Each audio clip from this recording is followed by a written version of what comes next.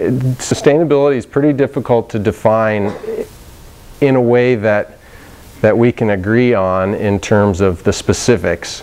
And sometimes there's time frames involved, generations, you know, the 7-generation number I think is often brought up, but we're not meeting the goals for sustainability in this current generation. And so I think that in terms of thinking about baby steps and incremental changes, that a definition that we can all agree upon is important in terms of this mindset and getting that all adjusted. My personal goal is to keep my footprint below the US average, which I am doing. And if we all shoot for a below average footprint, then not only does the average move downward, but it comes together. And I think it's important to think about that process, because one of the issues that we're facing is this disparity between sort of the haves and the have-nots. And if the average is coming together, then that's a good thing in terms of social cohesion, if you will. From a variety of perspectives, you really can almost fit just about everything that we do into one of these categories. These are the things that the founders of our country were thinking about when they said life, liberty, and pursuit of happiness. Sort of, if we could set up the ideal planet, everybody would have access to these. And you know, if we're setting goals, why shouldn't we shoot for the moon in terms of what, you know, the definition of sustainability here? These are the goals. And I think that there's one missing here, and that's fun. And I think that it's when you look at sort of the spectrum of human behaviors, when you add the fun factor in there, it accounts for a lot of things that otherwise you really can't. Why do we do this? That you can't account for. And I also think that in terms of changing behaviors, that the fun factor is really, really important. And I think that's one of the reasons that permaculture is really, as you mentioned, exploding in terms of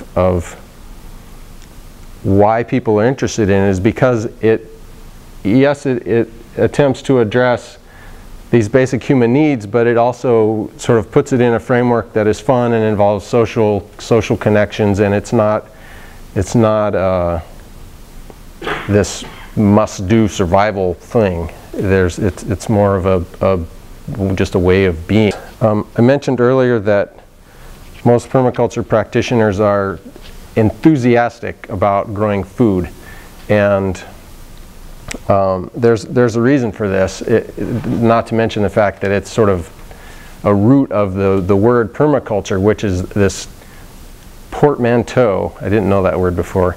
Portmanteau is a combination of multiple words, not just a couple. Permanent agriculture and permanent culture are what have been combined to create this word permaculture. So the founders thought the originators of permaculture thought that food production was so important that they incorporated it into the name of their system.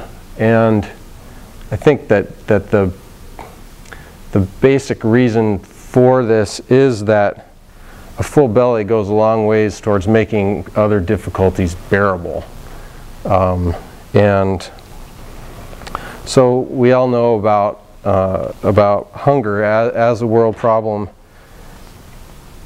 In 2010, the Oregon Food Bank distributed food to almost 900,000 people in the northwest Oregon, southwest Washington area. That's almost 20% of the population that was receiving food, some kind of food assistance, which to me was kind of an eye-opener when I looked for that figure, or found that figure. And globally, we're also experiencing a food shortage. Food prices are rising as a result, not so much here in the United States, because because our food system is more than just the costs of food are more than just the cost of the raw commodities, because we have so much processing and transportation and the marketing and so forth.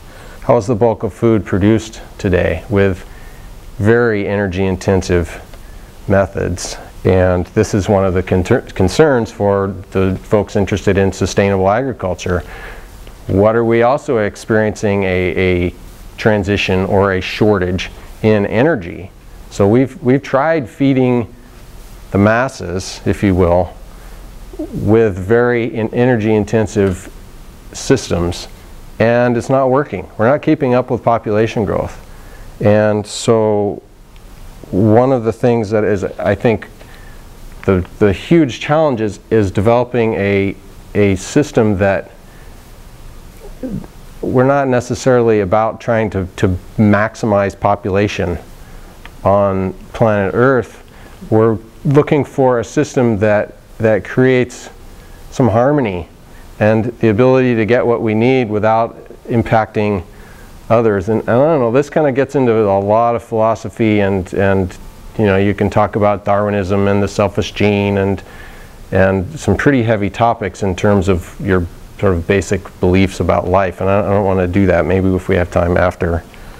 But I think that population is a missing topic in a lot of the growth discussions that we have, and it's kind of like the third rail, in the sense that a lot of the planners and politicians won't put their finger on it because it's so political, and I'm not I don't know the answers there, but I think that it has to be part of the equation in terms of how the system that we are aiming for deals with that.